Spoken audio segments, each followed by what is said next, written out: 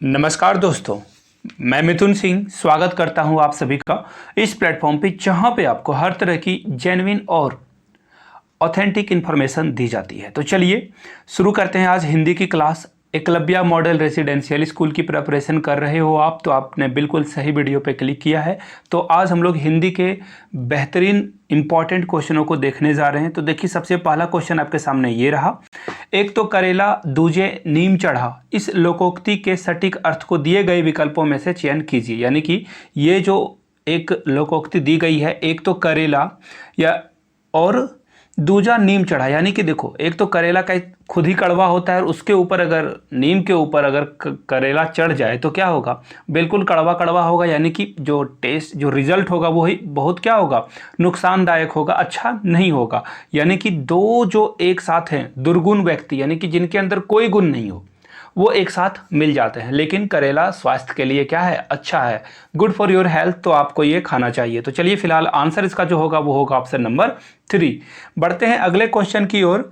निम्नलिखित में से कौन सा शब्द अर्ध तत्सम है? तो देखिए, आपको इन चारों में से बताना है कि कौन सा अर्ध तत्सम शब्द है। तो उससे पहले मैं आपको बता दूं, अगर आप नए हो तो नीचे जो सब्सक्राइब का बटन है वो दबा दीजिए और उसके बगल में जो छोटू सा नन्हा सा बेल आइकन है उसे जरूर दबा दें, ताकि वीडियो की लेटेस्ट नोटिफिकेशन आप तक मिलते रहे। और इस वीडियो को शेयर करना ना भूलें अपने दोस्तों परिवार के साथ जो एकलव्या मॉडल रेसिडेंशियल स्कूल यानी EMRS की प्रिपरेशन कर रहे हैं। तो चलिए, अब आपको बताना है अर्ध तत्सम शब्द कौन सा है। अक्षर, ये देख लो, ये चारों ऑप्शन आपको दिख रहे होंगे। आखर, तो इनमें से जो राइट आंसर है आपको लग रहा होगा आखर होगा, लेकिन नहीं। आपको पूछा गया है अर्ध तत्सम, यानी कि आधा संस्कृत का आधा हिंदी का वर्ड कौन सा होगा। तो इसका जो राइट आंसर होगा दोस्तों वह होगा ऑप्शन नंबर 2, यानी कि ये होगा अक्षर। ये होगा अक्षर। और अक्षर हम लोग हिंदी में कैसे लिखते हैं, मैं आपको लिख के दिखा देता हूं।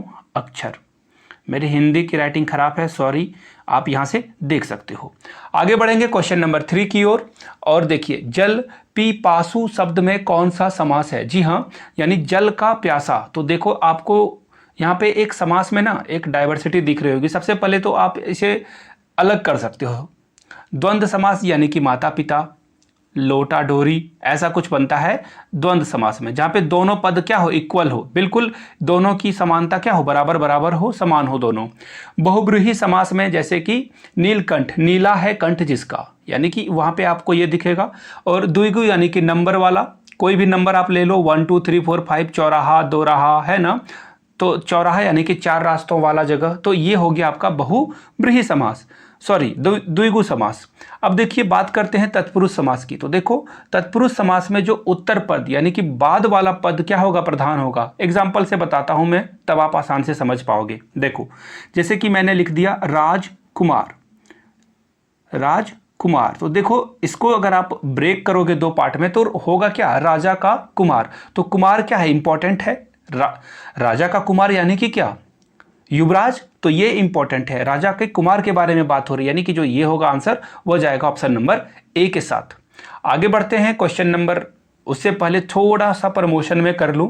जिनको भी नोट्स या प्रीवियस ईयर के पेपर चाहिए एकलव्या मॉडल रेसिडेंशियल स्कूल के, वो मुझे ईमेल कर सकते हो। स्क्रीनशॉट ले लो मेरी ईमेल आईडी yourmithunsingh@gmail.com पे आप मुझे कांटेक्ट कर सकते हो। एकलव्या मॉडल रेसिडेंशियल के नोट्स वगैरह के लिए इंस्टाग्राम पे @imithunsingh पे फॉलो कर लो, और कोई भी डाउट हो तो वहाँ पे पूछ सकते हो, या फिर EMRS के पेपर के बारे में पूछ सकते हो। अब बहुत सारे लोगों के आएंगे कॉमेंट, एकलव्या का एग्जाम हुआ नहीं है, तो मैं उन्हें बता दूं, मैं आपको DSSB के पेपर दूंगा, क्योंकि इसका एग्जाम पैटर्न EMRS फॉलो कर रहा है। KBS के प्रीवियस ईयर पेपर मिलेंगे आपको, और NBS के प्रीवियस ईयर पेपर आपको मिलेंगे। और मैं आपको बता दूं, 50 रुपए में मैं आपको 50+, जी हाँ, 1 रुपए से कम भी प्राइस आपको लगने वाला है हर पेपर के लिए। तो आप इसे ले सकते हो और अपनी प्रिपरेशन को नाप सकते हो टाइम टू टाइम। तो ये आप ले सकते हो, आपकी मर्जी।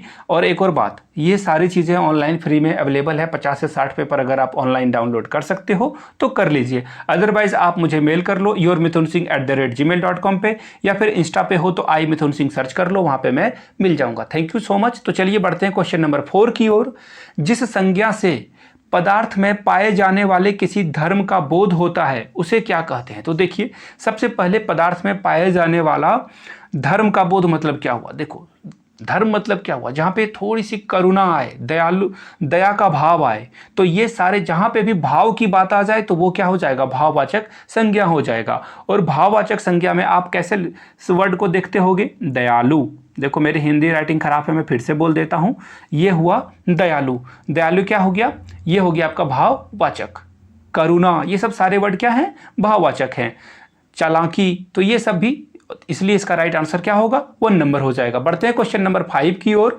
और इसमें देखो एक संस्कृत का छोटा सा जो है सेंटेंस आपको दिया गया है, वाक्यम रसमात्मकम वाक्यम, अर्थात रसात्मक वाक्य ही काव्य है। यानी कि जहाँ पे रस वाले वाक्य आ जाएं वही क्या है, काव्य है, वही पोयम है। तो आपको बताना है वाक्य लक्षण के विशेष में यह कथन किसने कहा था, किस आचार्य का है। तो बिल्कुल इसका जो राइट आंसर होगा दोस्तों वह हो जाएगा विश्वनाथ। विश्वनाथ ने कहा था, जो कवि हैं उन्होंने कहा था कि जहाँ पे रस वाले वाक्य आ जाए उसे ही कविता कहते हैं।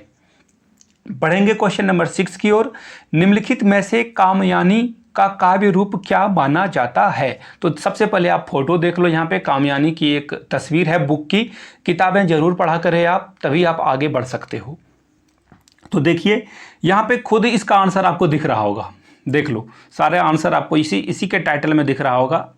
एक सेकेंड, ये रहा, देखो यहाँ पे पढ़ लो, आप समझ जाओगे। हिंदी का महत्वपूर्ण महाकाव्य, देखो यहाँ पे महाकाव्य दिख गया आपको, कौन सा है, कामयानी।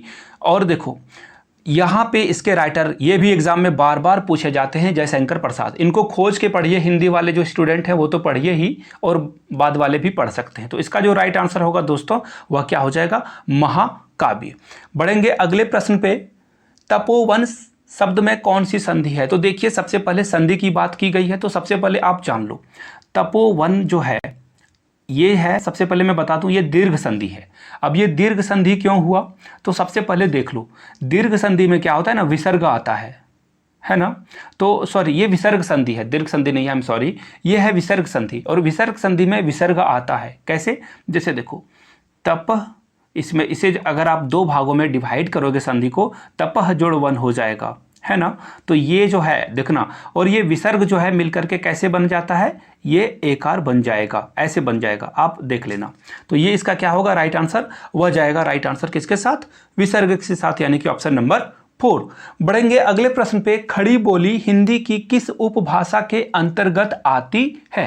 तो देखिए इसका जो राइट आंसर होगा दोस्तों वह बिल्कुल हम लोग का जो राइट आंसर जाएगा 8 का, वह जाएगा 2 के साथ, यानी कि पश्चिमी हिंदी, ये क्या है, राइट है। बढ़ेंगे क्वेश्चन नंबर 9 की ओर। निम्नलिखित में से कौन सा युग्म असंगत है, यानी कि इररेलीवेंट है। इररेलीवेंट है, जो कि इन तीनों में से कहीं आपको सिमिलर दिखेगा और एक चौथा अलग है।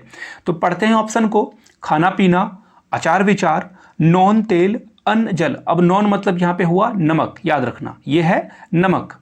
तो देखिए यहाँ पे सारे चीज़ों को ना आप देखना, एक राइमिंग आपको दिख रही होगी, खाना पीना में नहीं दिख रहा होगा। आप बोलते हो खाना पीना हो गया, दोस्तों से बातचीत करते हो तो पूछते हो खाना पीना हुआ, तो ये हो गया इसका राइट आंसर कौन सा, यही। और आपको पूछा गया था कौन सा इररेलीवेंट है, तो इसलिए हमारा क्या है, इररेलीवेंट ये है। सारे चीज़ को पढ़ के देख लो, आचार विचार, नॉन तेल, अन्न जल, ये सब क्या है, बिल्कुल करेक्ट वे में है। बढ़ते हैं क्वेश्चन नंबर 10 की ओर। उस मूल ध्वनि को जिसके खंड ना हो सके उसे क्या कहते हैं। बिल्कुल आसान सा प्रश्न है। जब आप हिंदी ग्रामर पढ़ोगे तो सबसे पहले आपको पढ़ना पड़ता है वर्ण। तो आप लोग देखो वर्ण में जो है, यानी कि वर्ण यानी कि लेटर, जैसे कि ABCD लेटर है, उसी तरह से क्या है क ख ग, है ना। और वर्ण को 2 भागों में बांटा गया है, पहला है स्वर वर्ण और दूसरा है व्यंजन वर्ण। उसके बाद देखो इसे और भी आप अलग कर सकते हो, संयुक्त व्यंजन, संयुक्त वर्ण भी होते हैं जहाँ पे स्वर और व्यंजन मिलके बनते हैं। तो वह मूल ध्वनि जिसे अलग नहीं किया जा सके। तो इसका जो राइट आंसर होगा दोस्तों वह हो जाएगा वर्ण। अब आगे बढ़ें उससे पहले मैं आप लोगों से एक प्रश्न पूछना चाहूँगा कि टोटल हिंदी में वर्ण कितने हैं कंप्लीटली। अब कोई 33 मत बोल देना, 33 नहीं है, आपको टोटल बताना है कितने वर्ण है। तो कमेंट करके आंसर करना आप लोग, तो मुझे पता चल जाएगा कि कितने लोगों ने यहाँ तक इस वीडियो को देखा है। आपके आंसर से मुझे रिफ्लेक्ट होके पता चलेगा। नहीं पता तो हिंदी व्याकरण की किताब खोज लो। एक और बात, हिंदी व्याकरण की एक बेहतरीन किताब आपको मिलेगी, कहाँ की, राजस्थान की ऑफिशियल वेबसाइट पे। कोई बात नहीं, मैं उसका लिंक आपको टेलीग्राम चैनल पे दे दूंगा। आपको हमारे डिस्क्रिप्शन बॉक्स में टेलीग्राम चैनल का लिंक मिल जाएगा और नीचे कमेंट सेक्शन में आपको मिलेगा हमारे प्लेलिस्ट का लिंक, जहां पे EMRS की प्रिपरेशन के लिए लगातार एजुकेटेड वीडियो, एजुकेशन से रिलेटेड यानी कि जो क्वेश्चन है पार्ट ए के लिए मैं लगातार प्रोवाइड करा रहा हूं। तो इस वीडियो को के साथ साथ अदर वीडियो भी देखना चाहते हो, कंप्यूटर और जीके की वीडियो मैंने पहले डाल रखी है, तो प्लेलिस्ट से जाके आप देख सकते हो। तो चलिए, आपने इस वीडियो को देखा, इसके लिए आपका शुक्रिया। इसे लाइक जरूर करते हैं। जो क्वेश्चन मैंने पूछा है, कोई सजेशन हो, कोई सवाल हो तो कमेंट जरूर करें। नए हो तो चैनल को सब्सक्राइब कर लो और इस वीडियो को शेयर करना ना भूलें। एक और बात समराइज कर देता हूं मैं एक बार फिर से, जिनको नोट्स चाहिए होगा और प्रीवियस ईयर क्वेश्चन पेपर चाहिए होगा, वो मुझे मेल कर सकते हो yourmithunsingh@gmail.com पे। इंस्टाग्राम पे हो तो फॉलो कर लीजिए @imithunsingh पे। कोई भी डाउट हो तो भी आप पूछ लेना। ये नहीं कि सिर्फ आपको डाउट नहीं बताया जाएगा, सिर्फ मैं अपने नोट्स या प्रीवियस ईयर पेपर को ही सेल करूंगा वहाँ पे। कोई भी डाउट हो आपका तो बेहिचक आप वहाँ पे पूछ सकते हो। Thank you so much. You guys are amazing. Keep reading, keep learning, keep growing.